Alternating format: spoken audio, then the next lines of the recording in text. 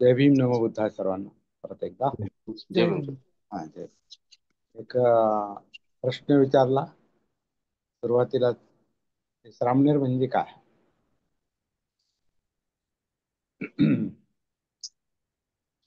त्याच्या आधी एक चर्चा अशी चालली होती की परिस्थितीनुसार मनस्थिती बदलत राहते. परिस्थिती बदलली, वातावरण बदललं, मग ते भौगोलिक वातावरण असो, नाहीतर आजूबाजूचे लोक असो, नाहीतर तिथून आता समजा बाजूला गल्ली आहे तर गल्लीतले आवाज पण येऊ शकतात, कारण तिथून गाड्या वगैरे जातात, छोट्या गाड्या, आणि लोकांची ये जा पण असते. त्यानुसार पण मनस्थिती बदलू शकते आवाजानं. फार मोठे नाही आवाज, पण आहे. परिस्थितीबद्दल बोलतोय आपण. क्लायमेट इथलं हॉट आहे. हॉट म्हणण्यापेक्षा आर्द्रता आहे, म्हणजे ह्युमिडिटी जास्त आहे. ढगाळ वातावरण आहे. पावसाळी वातावरण आहे, पण पाऊस नाही. कमी आहे. 24 तास फॅन ऑन असतो. हम्म. गरमी आहे, आणि गरमीमध्ये सतत काय म्हणतात, घाम असतो. आणि माझ्यासाठी बदललेली परिस्थिती आहे. नगरहून मी आलो, तिकडची परिस्थिती वेगळी, ड्राय हवामान. तिकडे थोडाफार पाऊस चाललाय असं म्हणतात, थोडाफार आहे.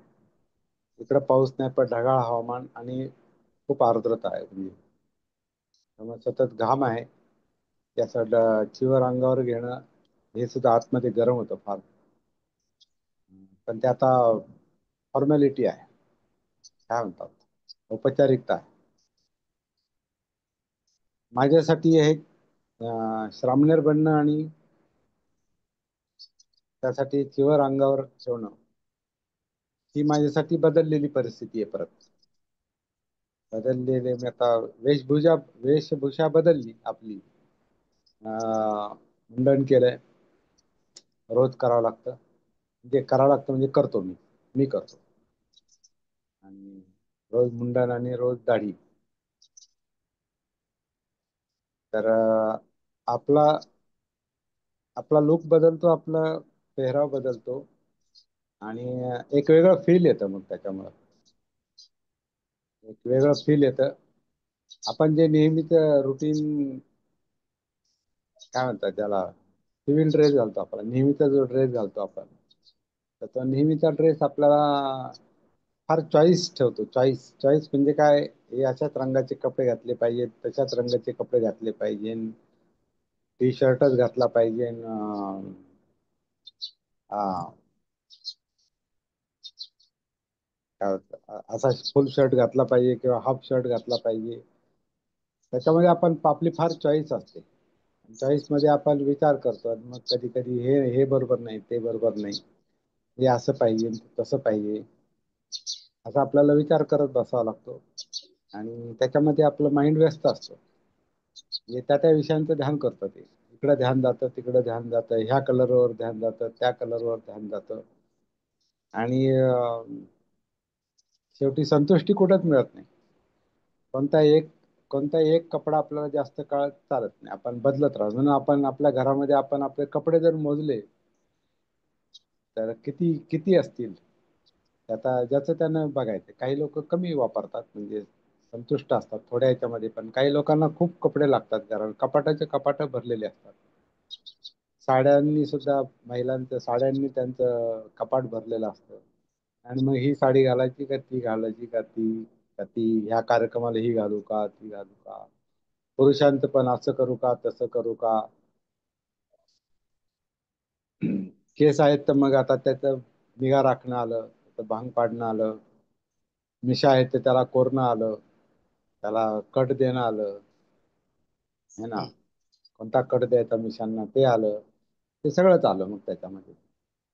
म्हणजे आपलं माइंड जे आहे ना, ते सगळं ह्या गोष्टींमध्येच व्यस्त असतं. आणि मग आपली घरातली रचना, ही वस्तू अशी पाहिजे, तशी पाहिजे, ही इतकी पाहिजे, हे आणलं पाहिजे, हे जुनं झालं, हे काढलं पाहिजे, वगैरे वगैरे. हे आपला ज्याला आपण अं, त्याला संसार शब्द आहे. आता संसार म्हणजे आपण पारिवारिक संसार म्हणतो, परिवार पण, परिवार आणि संस्कार. परंतु संसार, संसार पालीमध्ये त्या- त्याला मेंटल ऍक्टिव्हिटीज म्हटलेलं आहे. म्हणजे मानसिक, ज्याच्यामध्ये मन नेहमी व्यापलेलं असतं. संसार म्हणजे संस्कारानुसार चाललेल्या मनाच्या ऍक्टिव्हिटीज, या परिस्थितीनुसार चाललेल्या मनाच्या ऍक्टिव्हिटीज, होत राहणारे बदल सातत्यानं. कारण परिस्थिती कधी स्थिर नसते आणि त्याच्यामुळे आपली मनस्थिती स्थिर नसते. आणि मग ती अस्थिरतेची एक मनाला सवय लागलेली असते. आणि ज्या गोष्टी पाहिजे असतात त्या पाहिजेसाठी धडपड चाललेली असते. पाहिजे पाहिजे पाहिजे. आणि नको नको असलेल्या गोष्टींपासून दूर राहण्याचा किंवा त्यांना हटवण्यासाठी आपला प्रयत्न चाललेला असतो. तर आपल्या ज्या मनातला संसार आहे त्याला आज दुसरा एक शब्द पालीमध्ये आलेला आहे, प्रपंच. तर त्या प्रपंचाला आपण प्रपंच शब्द म्हणतो. मराठीमध्ये, हिंदीमध्ये त्याला प्रपंच म्हणतात. तर जो प्रपंच म्हणजे तुमचं मन ज्याच्या ज्याच्यामध्ये व्यस्त आहे त्याला प्रपंच म्हटलेलं आहे. आणखीन त्याच्यावर आपण थोडा अं, विचार करूया त्या सुत्ताच्या आधारे. अं, त्याचं नाव विसरलो मी, पण आपण याच्यावर एकदा प्रकाश टाकलेला आहे आपल्या एका सत्रामध्ये. प्रपंच म्हणजे आपल्या मनातल्या ऍक्टिव्हिटी, आपल्या आपलं जीवन ज्याच्यावर चाललंय, आपलं जगणं ज्याच्या आधारे चाललंय, तो आपल्यासाठी आपल्यातला प्रपंच असतो. परिवार हा प्रपंचाचा भाग आहे, म्हणजे आपल्या मनस्थितीचा भाग आहे. परिवार म्हणजे काय? आपला परिवार, पत्नी, मुलं आणि आपलं घर, घरातली रचना, याने आपलं माइंड संस्कारित झालेलं असतं. तो एक प्रपंचाचा भाग आहे. आता प्रपंच म्हणजे आपण फक्त पारिवारिक दृष्टीने पाहतो, पण प्रपंचाचा अर्थ असा नाही. प्रपंचाचा अर्थ सगळं विश्वरचना असा पण आहे. हा प्रपंच, नैसर्गिक प्रपंच, तसं आपल्या अवतीभोवतीचा आपला असलेला प्रपंच. आणि सगळ्याला प्रपंच का म्हणतात? तर सगळा प्रपंच आपल्या मनामध्ये असतो. तर मी जरी इथे सामनेर होऊन इथे बसलो,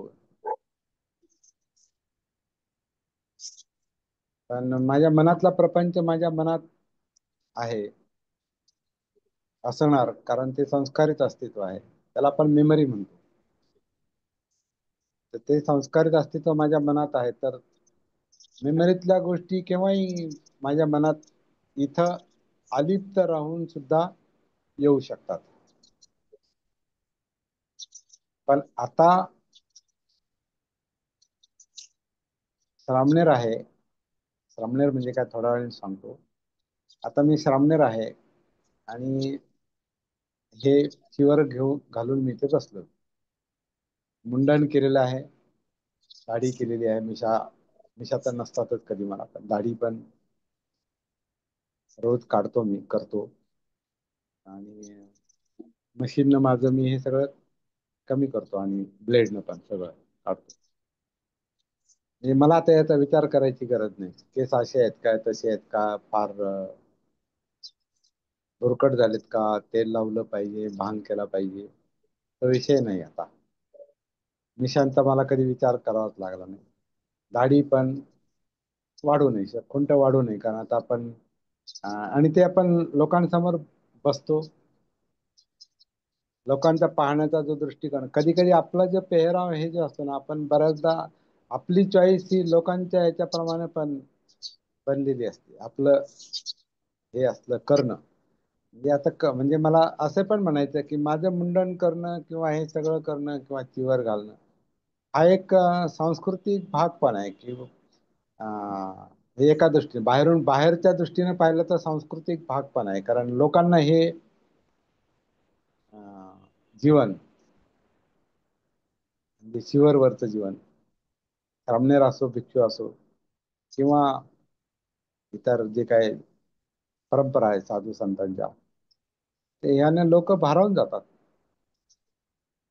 कारण ह्याच्याविषयीचा प्रपंच डोक्यातला वेगळा आहे. काय हे असं म्हणजे विरक्ती, हे असं असं म्हणजे ग्रहत्याग.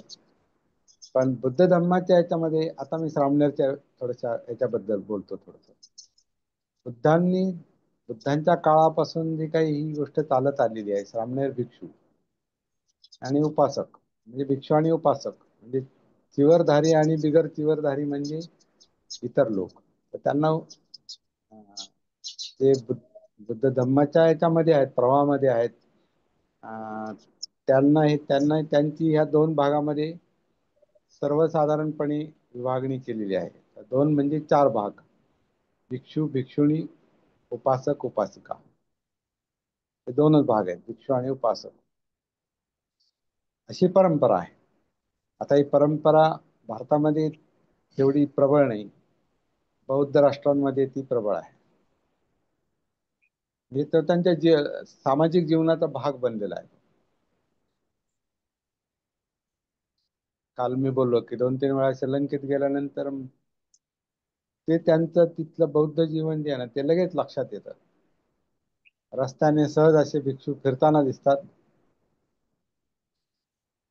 आणि पांढरे कपडे घातलेले जास्तीत जास्त लोक दिसतात. त्यांची ती परंपरा आहे.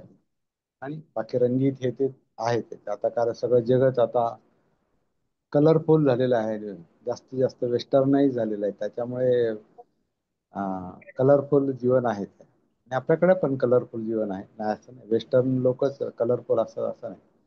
आपण तर आपण बरेच कलरफुल आहोत.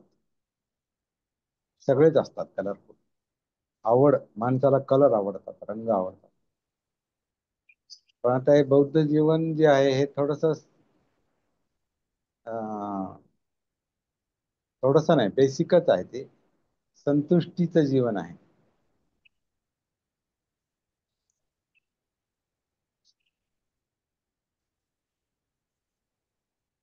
पण मी इथे आता भिक्षू नाही. मी इथे भिक्षूच्या आधीची जी एक आधीचा जो एक टप्पा आहे, जो प्रशिक्षण घेण्याचा असतो, असं पारंपरिक दृष्ट्या त्याला श्रामणेर, सामणेर. सामणेर जो असतो, बाकी सगळं पेहराव वगैरे जो असतो तो बराचसा भिक्षू सारखा असतो. भिक्षू मध्ये पण अनेक पेहराव आहेत, म्हणजे वेगवेगळ्या कलरचे चिवर आहेत. परिधान करण्याची पद्धत पण वेगळी आहे. आता ही जी अंगामध्ये बंडी घातली, ही खास मी तिकडून नगरून शिवून आणली नाही, आतून घालायला. ते खांदे वगैरे उघडेच असतात आणि प्युअर असतं अंगावर. बाकी ते एकसारखंच आहे, कलर वेगवेगळे असतील.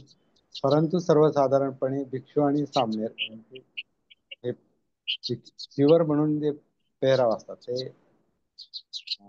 परिधान करण्याची पद्धत सर्वसाधारण एकसारखीच आहे. थोडीफार बदल असेल. सामनेर म्हणजे काय? सामनेर म्हणजे भिक्षूच्या आधी प्रशिक्षण घेणारा असतो तो. भिक्षूच्या अंडर प्रशिक्षण घेणारा असतो पारंपरिक दृष्ट्या. आता ती परंपरा तेवढी स्ट्रॉंग नाही, तेवढी स्ट्रॉंग नाही आपल्याकडे तर नाही, भारतामध्ये नाही.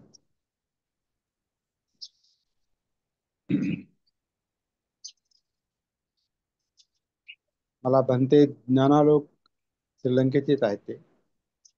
त्यांनी मला हे माझ्या याचनेनुसार चिवर दिलं. मला याचना करावी लागते त्या त्या परंपरेतली याचना करावी लागते.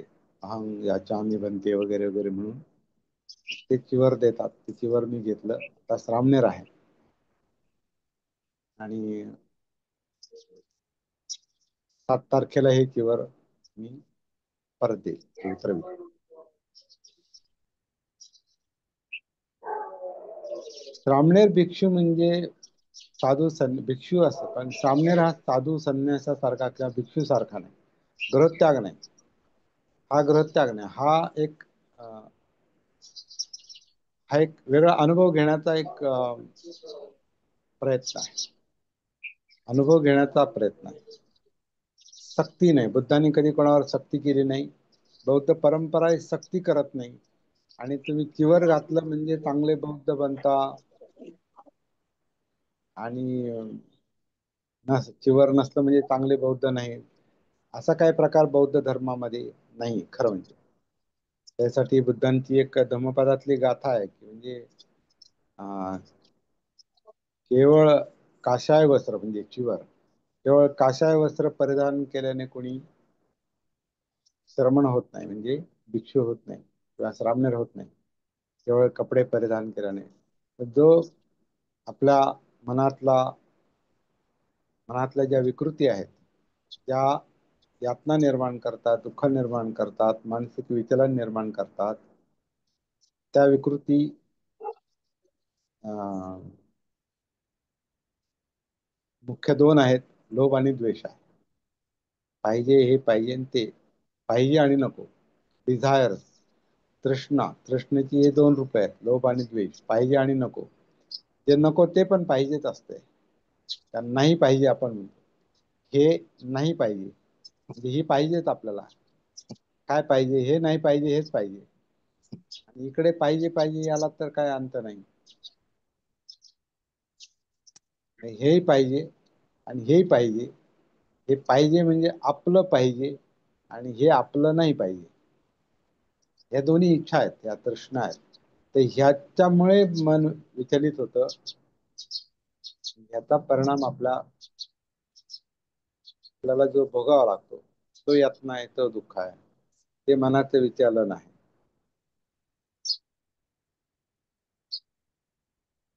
चित्त कंपित होतं. चित्त, कारण ते भ्रमिष्ट असतं, भ्रमात असतं.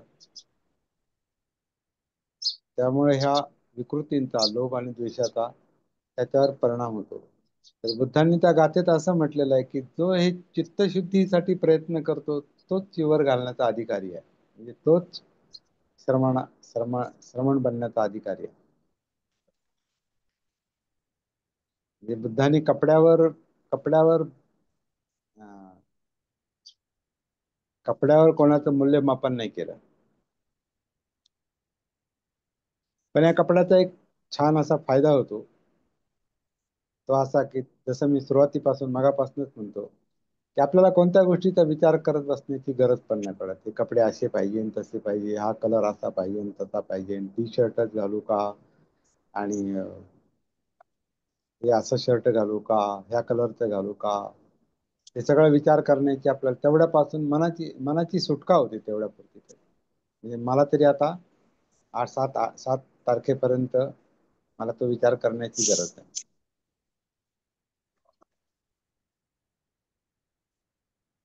तर मन मुक्त होतं ना त्याच्यात. शिवाय प्रपंच ज्याला म्हणतो, त्या प्रपंचातले जे विषय आहेत, संसारातले जे विषय आहेत,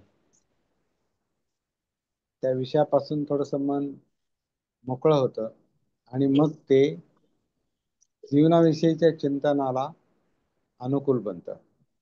आता जे आपलं हे सत्र चाललेले आहेत अनेक दिवसांपासून आणि नोव्हेंबर पर्यंत चालणार आहेत, अशा कार्तिक पौर्णिमेपर्यंत, त्याला आपण सती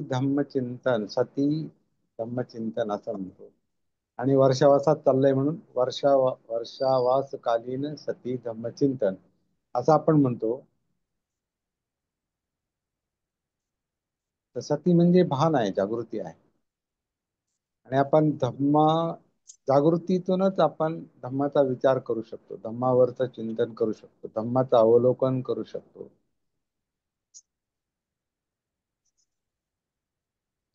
कारण हे भान जर ठेवलं आपण की आपल्या मनावरच्या संस्कारांचं ओझं, प्रपंचाचं ओझं आपण टाकू शकत नाही. मनुष्य म्हणजे प्रपंचच आहे. माणसाचं माइंड हा प्रपंचच आहे. सगळं ज्या ज्या गोष्टी लहानपणापासून धरत पकडत पकडत पकडत आलेलो आहोत आपण वेगवेगळ्या परिस्थितीनुसार, तो सगळा प्रपंच आपल्या डोक्यात आहे. तो आपण तो प्रपंच आपण इतक्या सहजासहजी सोडू शकत नाही. पण ही एक संधी असते का त्याच्या ओझ्यापासून आपण तात्पुरतं तरी बाजूला येतो, सोडत नाही. ते कर्तव्य म्हणून ते जेव्हा पार पाडायचं तेव्हा पाडू. जोपर्यंत सामने आहे तोपर्यंत एक प्रकारचं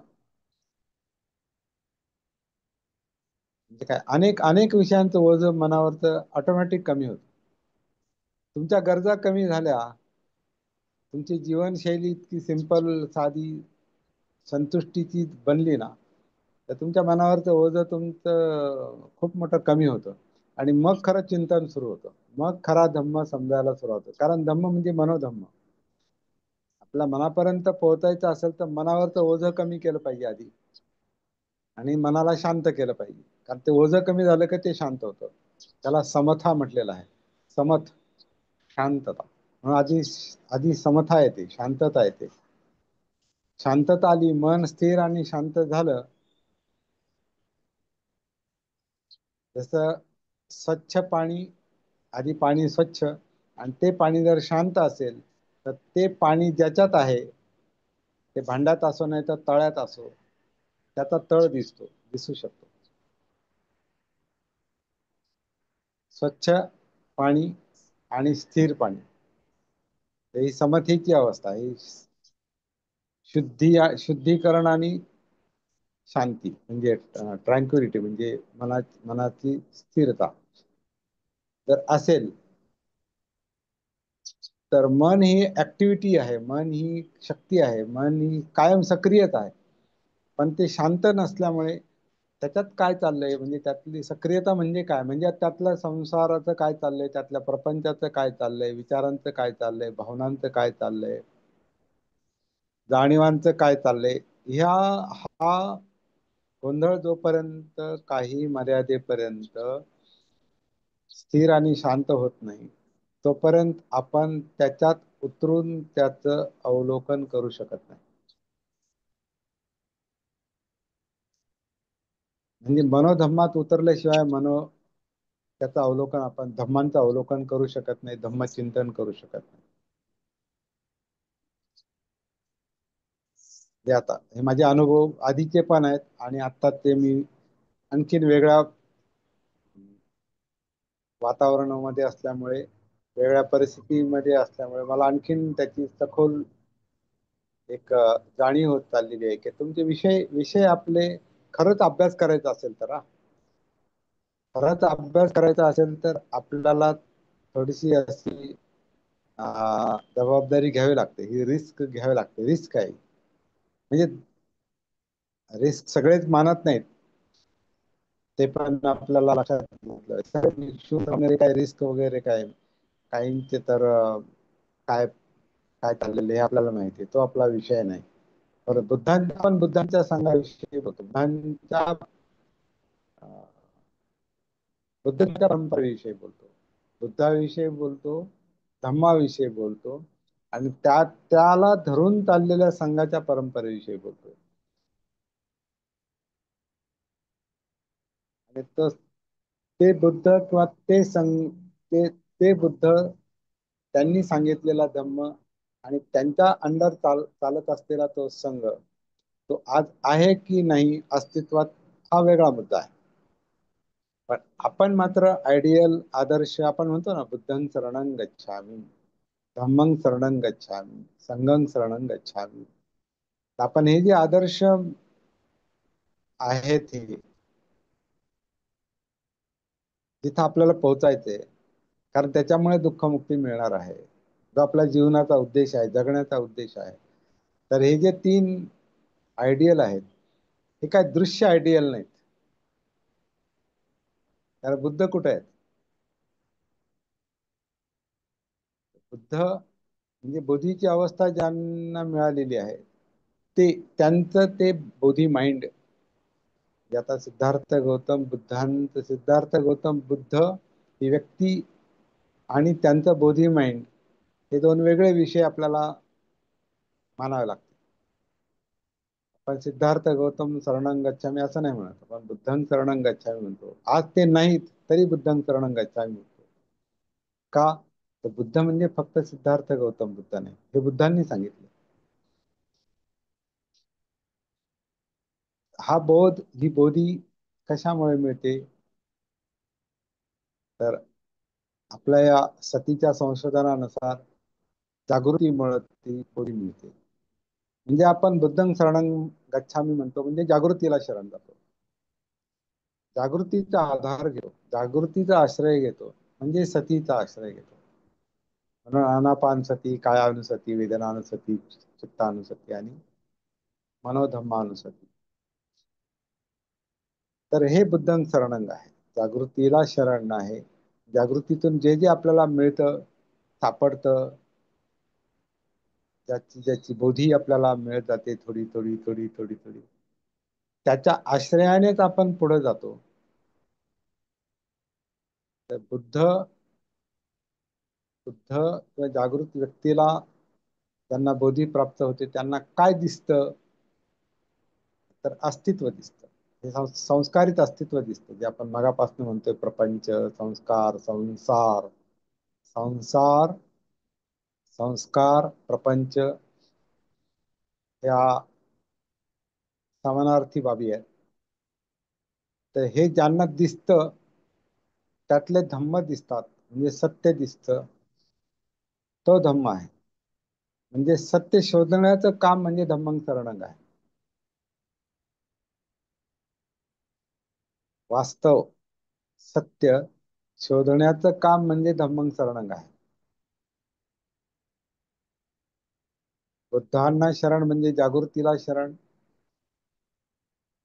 त्यांनी जे जे केलं असेल आपल्याला नाही माहिती, एक्झॅक्ट काय केलं त्यांनी, त्याच्याबद्दल खूप संभ्रम आहे. जसं बाबासाहेब म्हणतात की हे हे बुद्धांचं जे चरित्र आणि बुद्धांचं जे काही अं, शिकवण आहे, ते आपण कुठल्या ग्रंथातून नाही शोधू शकत. आधार घेऊ शकतो आपण, पण शोध हा वेगळीच गोष्ट आहे. आणि तो अनुभवाच्या आधारे शोधावा लागतो. आणि तो असा शोधावा लागतो, आपल्याला जागृतीला शरण जावं लागतं.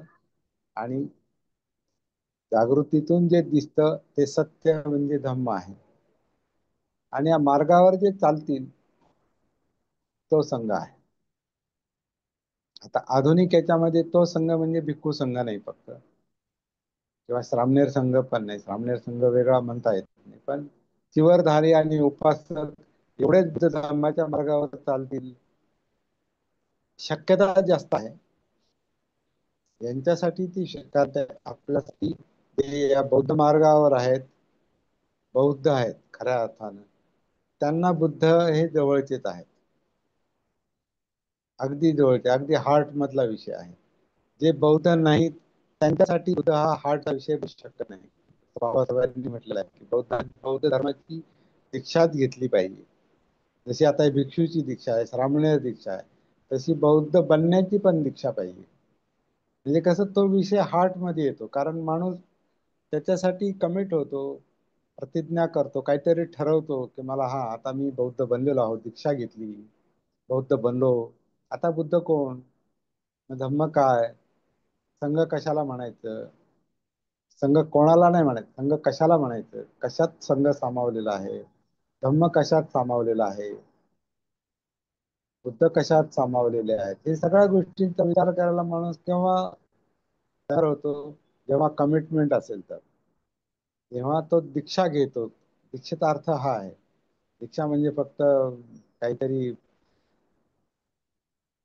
पठण करायचं, कर्मकांड करायचं, किंवा नुसतं आता समजा चिवर घेतला, त्याची याचना केली आणि चिवर अंगावर घेतला आणि आधी जसं वागत होतो तसंच वागलो, तर मग ह्याला काय अर्थ नाही राहत. दीक्षा घेण्याचा हा अर्थ आहे की आपण आपण एक कमिटमेंट स्वीकारतो.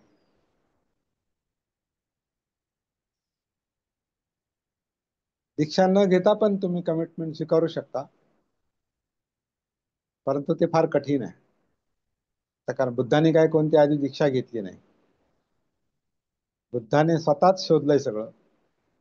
त्यांनी स्वतः स्वयं दीक्षा घेतली.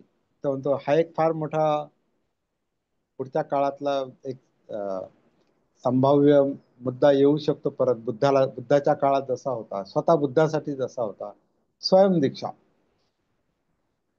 स्वतः दीक्षा घ्यायची.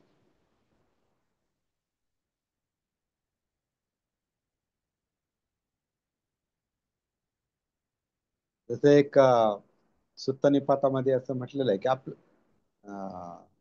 कोणी आपल्यापेक्षा श्रेष्ठ सरस असा कोणी जर नसेल तर एकट्यानं हा मार्ग चालावा, पण चुकीच्या व्यक्तींच्या संपर्कात राहू नये, जाऊ नये, त्यांच्या अंडर जाऊ नये, त्यांना शरण जाऊ नये. स्वतःच करा, कारण स्वतःची जीवनाची गरज आहे. आपण काय दीक्षा दुसऱ्यासाठी घेतो का स्वतःसाठी घेतो? आपल्या जीवनाचं काय करायचं याच्यासाठी, हे ठरवण्यासाठी आपण हे सगळं करतो, किंवा हे ठरून आपण हे करतो. जसं बाबासाहेबांनी जीविताच्या साफल्याचा प्रश्न आहे, त्या जीवनाचं काय करायचं हे आम्हाला ठरवायचंय, म्हणून आम्ही बुद्ध धम्म घेतो. जुनी वाट सोडतो, नव्या वाटेने आम्ही जाणार. कशासाठी? ह्या जीवनाचं काय करायचंय, ह्या जीवनाला ज्या परिस्थितीने यातना दिलेल्या आहेत, व्यवस्थेने यातना दिलेल्या आहेत, त्याचं काय करायचं, त्याच्यातून जीवनाची सुटका कशी करायची, म्हणजे त्या प्रपंचातून स्वतःला कसं सोडवायचं, त्या प्रपंचातून, त्या व्यवस्थेच्या प्रपंचातून, त्या संसारातून, त्या संस्कारातून स्वतःची सुटका कशी करायची, हा मुख्य मुद्दा आहे. म्हणून ती दीक्षा घेतली पाहिजे. ती स्वतः घ्या, नाही तर कोणाकडून घ्या. दरेकाने दरेकाला दीक्षा देण्याचा अधिकार आहे. बाबासाहेबांनी 14 ऑक्टोबरला म्हणाले, 15 ऑक्टोबर, 15 ऑक्टोबर 2 दिवस कार्यक्रम होतो. तर दरेकाला दीक्षा द्यायची म्हणजे कोणी कोणी कोणाला दीक्षा नाही देऊ शकत. जो दीक्षा देणार आहे त्यालाही स्वतःला वाटलं पाहिजे मी दीक्षा द्यायला पात्र आहे, कारण पात्र व्यक्तीने दुसऱ्याला दीक्षा दिली पाहिजे. नाही तर जो पात्र आहे, जो स्वतः पात्र आहे, त्याने स्वयं दीक्षा घेतली पाहिजे. पुढचा काळ कदाचित असा येऊ शकतो की ज्यांना कमिटमेंट स्वीकारायची, या मार्गाने जायचे, या वाटेने जायचे, त्यांना कोण अवलंबून राहण्याची गरज नाही. एकट्याने मार्ग चालावा, असा पण एक संदेश आहे बुद्धांचा आणि बाबासाहेबांचा पण त्यांच्या ग्रंथात आलेला आहे.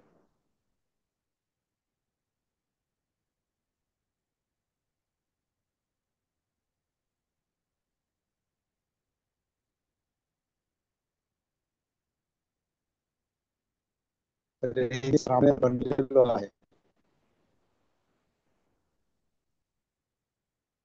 एक वर घातल्यानं असं नाही, आपण जाणता अनेक सगळ्या संदर्भात बोलत आलेलो. आज आता आता मी जे बोलतोय ते प्रत्यक्ष अनुभव घेत आहे. त्या अनुभवातून थेट बोलतो, डायरेक्ट. पण असं आपण आधी चर्चा केलेली आहे याच्यावर. तर श्रामणेर म्हणजे गृहत्याग केलेला भिक्षू नाही, तो अनुभव घेतो, शिकतो. तर असं शिकण्यासाठी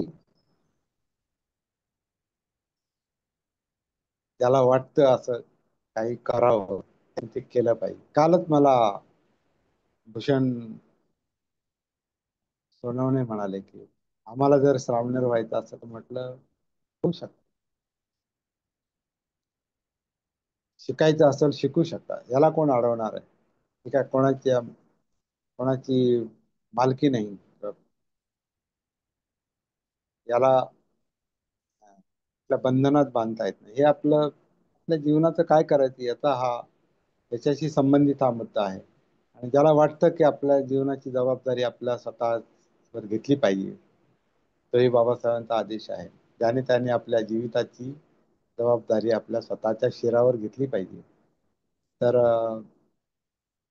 हा एक त्याच्यासाठी मार्ग आहे. कदाचित बाबासाहेब जास्त दिवस राहिले असते, दीक्षेनंतर काही वर्ष राहिले असते, तर सांगता येत नाही, अशी स्वयंदीक्षेची एखादी सिस्टम त्यांनी उभी केली असती.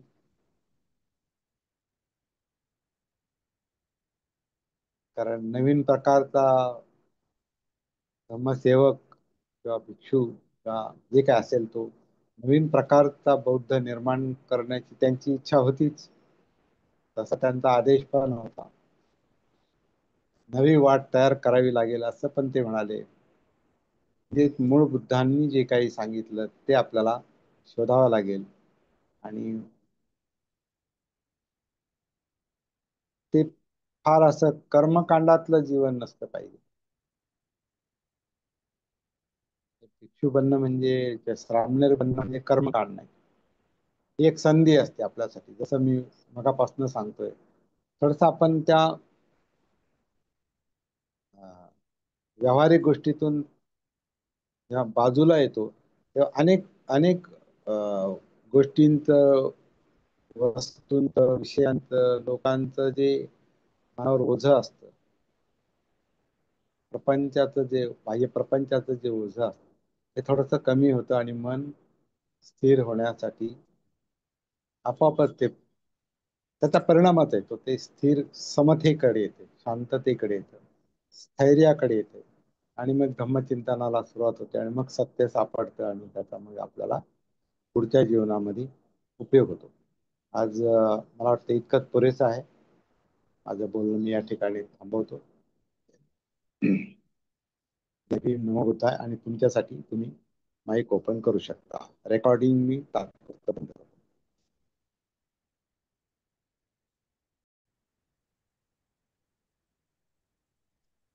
मन हे प्रपंचाचंच ध्यान करतं. हे पाहिजे, ते पाहिजे, असं पाहिजे, तसं पाहिजे, असं नको, तसं नको. हा माणूस पाहिजे, तो नको. हा गट पाहिजे, तो नको. हे कपडे पाहिजे, ते नको.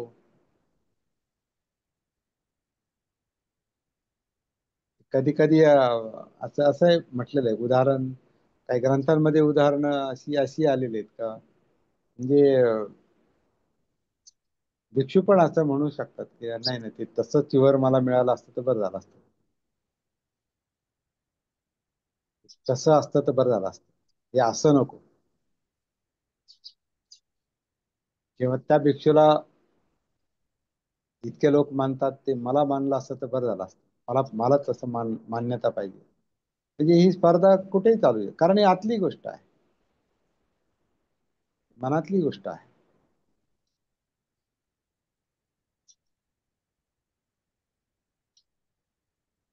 आणि मन ह्या कपड्याच्या आत आहे, कपड्याच्या आत आहे. याच्या आत काया आहे, कायेच्या आत ते आहे. त्या जाणीवा त्या कायेच्या आत आहेत, वेदना आपण ज्याला म्हणतो. ते चित्त पाहिजे नकोच्या मध्ये जे आंदोलन घेते, ते चित्त या हाडामासामध्ये आतमध्ये आहे, दडलेलं आहे. आणि त्याची कनेक्शन आपला कंट्रोल जो आहे तो ब्रेन मध्ये आहे, म्हणजे मनोधम्मामध्ये आहे. आणि या सगळ्याचं आपल्याला काहीच भान नाही, काहीच जाणीव नाही. त्याच्यामुळे याच्यात जे काही आतलं आणि बाहेरचं जग आहे, हे वाटतं ते वेगळं आहे. पण जसं आपण मगाशी म्हटलो, आपल्यामुळे जग आहे, जगामुळे आपण आहोत, दोन्ही एकच आहे, कार्यकारण भाव आहे.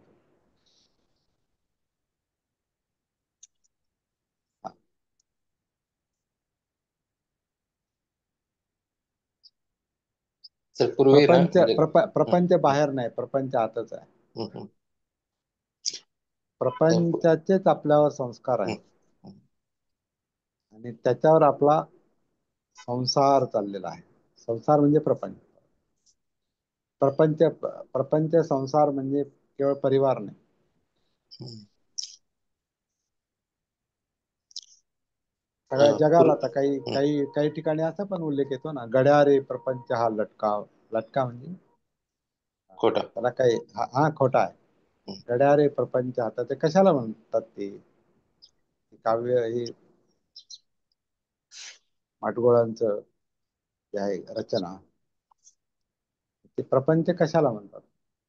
सगळ्या जगाला सगळं जगच आणि आपण त्यातले आपण जगात आहोत ना, त्यामुळे जग आपलाच आहे.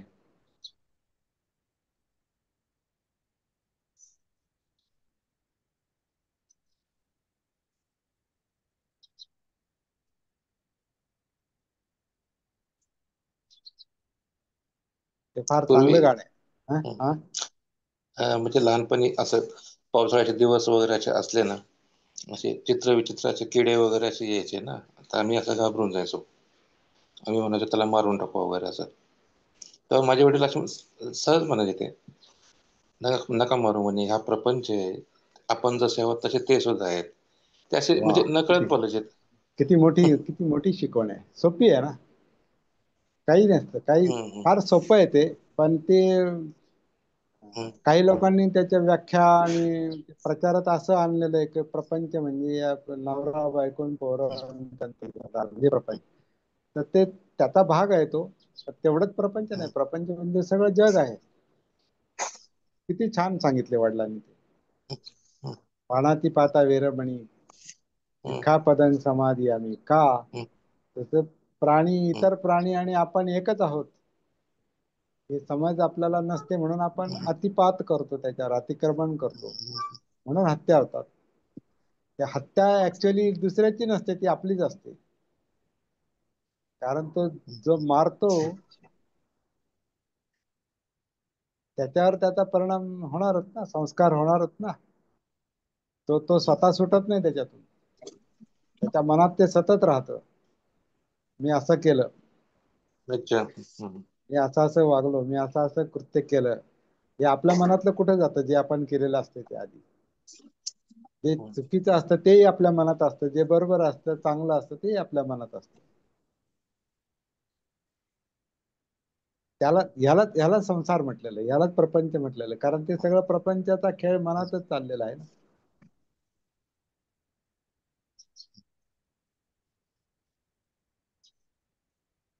Subject and object. आणि सब्जेक्ट म्हणजे आपलं अंतर्विश्व, ऑब्जेक्ट म्हणजे बाह्य विश्व. ह्याला कनेक्ट करणारं काय आहे? मन मन मन आहे. डोळे, कान, नाक, जीभ, त्वचा. डोळे. आणि याच्याशी कनेक्टेड असलेलं मन. पण जगाशी जोडले गेलेले आहेत ते इंद्रिय आहेत. बाहेरची हवा शरीराला, फॅन चालू आहे आणि त्वचेला स्पर्श होतोय है ना. माझे डोळे पाहतात, कान ऐकतात, गंध, आता तर गंधाचा विषय फार तीव्र नाही, पण गंध, चव, डोळे, कान, नाक, जीभ, त्वचा हे विषय बाहेर जरी असले, या इंद्रियांचे विषय बाहेर जरी असले, तरी ते विषय इंद्रियांच्या माध्यमातून मनाशी जोडलेले आहेत. मग प्रपंच बाहेर कुठे आहे?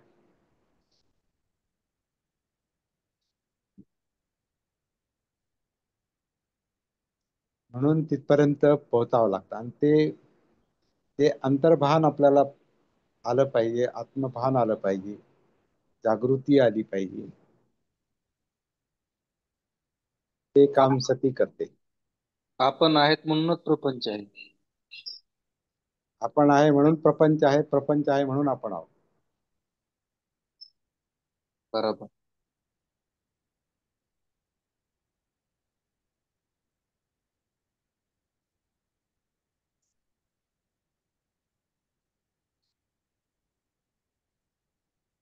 कनेक्ट नाही झाले अजून. आलो आलो. आलो का आता? हा, हॅलो. हा सर. हा म्हणजे तुम्ही जे म्हटले, म्हणजे भूक लागल्यानंतर आपण त्याचं फिलिंग करणं, त्याचा शोध घेणं, हा पण एक अभ्यास होऊ शकतो. भूक लागली तर हा त्याचा फिलिंग, त्याचा शोध घेणं, हा पण एक अभ्यास होऊ शकतो. पुष्कळ एकदा तुम्ही तुम्ही कायेमध्ये उतरले. कायेमध्ये उतरायचाच प्रश्न आहे ना पहिला, हम्म. कायानुसतीचा विषय हा. आणि त्याच्यातल्या जाणीवा म्हणजे वेदना.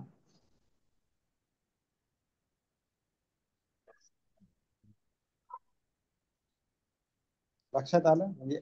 हो हो हो. आणि हा. ते म्हणजे त्या सुद्धा एक कमी जाणीवच आहेत. कमी खाल्ल्यामुळं अं, तुमचं लक्ष, तुमचं शरीर, तुमची भूक हे थोडस वेधून घेते ना. सजगता वाढ. मग आपण सती साधनेमध्ये काय समजा आनापान सती करतो. हम्म. आनापान सतीचा अभ्यास करतो. मग आपण काय करतो, ते जे नैसर्गिक श्वास आहे त्याच्या आधारे आपण कायेमध्ये कनेक्ट होण्याचा प्रयत्न करतो. पण ते आपलं शरीर इतकं जड असतं, मन इतकं पांगलेलं असतं, मन इतकं गुंतलेलं असतं, तर ते सोपं काम नाही जमत ते. पण जरा शरीराला थोडस त्याच्यावरचं ओझं कमी केलं, त्याला पचवण्याचं, तर काय होईल. त्या ज्या बरोबर. जाणीव आहेत, ज्या भुकेच्या जाणीव आहेत, तर तुमच्या मनाची शक्ती मनाला मनाचं लक्ष वेधून घेतलं. उलट हे तुम्हाला सती. आणि जेव्हा तुमचं मन तिथे त्या भुकेकडे जाईल आणि तुम्ही ते पाहत राहाल, तुम्हाला आनापान सतीपेक्षाही मोठा तुम्हाला एक हे मिळेल. अं, आनंद मिळतो, फायदा मिळतो, कनेक्टिव्हिटी वाढते स्वतःशी. हम्म. स्वतःशी कनेक्टिव्हिटी वाढते. आणि आता सती जागृती म्हणजे काय, स्वतःशी कनेक्टिव्हिटीच आहे ना. हा, आता याच्यामध्ये तुम्ही अतिरेक कराल म्हणजे शरीराला जेवढं आवश्यक आहे तेवढं देणार नाही, तर मग ते तुमची शक्ती तुमचं नुसतं काय म्हणतात, तुमचं लक्षच वेधून घेणार नाही, तर तुमच्या लक्षाला म्हणजे मनाला ते विचलित पण करेल. हा, हे दुसरं टोक झालं. हा दुसरं टोक झालं, अजून हे हा, दुसरं हे हा. दुसरं टोक, हे दुसरं टोक म्हणून मध्यम मार्ग आहे त्यात. सगळं हम्म. सगळं मध्यम मार्गावरच येतं. जागृती म्हणजे मध्यम मार्गच आहे. आपण मध्यम मार्गावरच येतो. पण अ, त्याला काय म्हणतात, कौशल्य वापरायचा प्रश्न आहे. कौशल्य, स्किलफुल वे. हे काय म्हणजे मला असं वाटतं म्हणून मी तसं केलं असं नाही. कौशल्याने आपल्याला माणूस म्हणून आपल्याला मेंदू आहे ना, आणि त्या मेंदूमध्ये जागृतीचं लक्षण आहे. त्याचा वापर करायचा आणि त्याला कसं ह्या कामामध्ये लावायचं हे आपल्याला त्या जागृतीतूनच समजतं, भानातूनच समजतं. ते भान नसेल आपल्याला, जीवनाचं भान नाही, तर मग काय चाललंय मेंदूचं, मनाचं, चित्ताचं, कायेचं, वर्तनाचं, बोलण्याचं, खाण्यापिण्याचं काय चाललंय काहीच कळत नाही. बरोबर आहे. काहीच कळत नाही काय चाललंय ते. असं म्हणजे आपण दिसतो डोळे उघडे पण झोपेत जीवन चाललेलं आहे सगळं. भ्रमिष्ट अवस्था, ती भान नसलेली अवस्था आहे, सती नसलेली अवस्था असं मी म्हणतो. म्हणजे मला असं वाटतं. तर हे शोधायचं काम आहे आणि हे कौशल्यानं शोधायचं, स्किलफुली.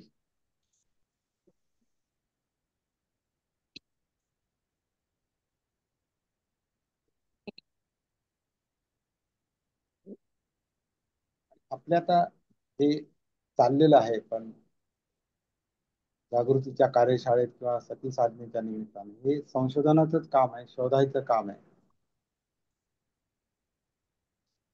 तर रात्रीचा आणि सकाळचाच मला अनुभव आहे. काल आमच्या मिसेसला आणि मुलीला उपवास होता आणि बहिणीला पण उपवास होता. मग आमच्या मिसेसनं सांगितलं माझं जेवण बहिणीकडे बनवा म्हणून बहिणीला. तिने शेपूची भाजी आणि भाकरी केलत्या. मी तिथं दीड भाकर खाल्ली आणि डबल तिनं थोडा शाबू दिला मला. तो पण झाला ओव्हर झाला जास्त. हम्म. आणि घरी आलं, ते कवळं दूध नसतं का, गाईचं, ते खरवीच काहीतरी बनवते ते खरवस ते ओव्हर खरवस. झालं थोडं. ते सकाळच्या उठल्यावर मला अनुभव आला, थोडं जड वाटत होतं आणि अपचन झालं.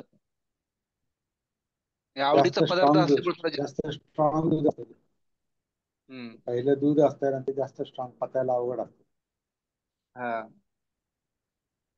तर उपवास जो असतो ना, उपवासासाठी दुसरं एक करा. आपण उपवास नाही करायचा. तुम्ही काही उपवासाचा अर्थ काय नाही, संपतो. आवाज आणि ब्रेक होतोय. तेवढं त्याचा सर आता आवाज ब्रेक होतोय. हम्म. आवाज आवाज ब्रेक होतोय. ते काय आहे आता सगळं. हॅलो. हा, मला वाटतं आता एक दुसरी एक मी आधी रेकॉर्डिंग बंद करतो.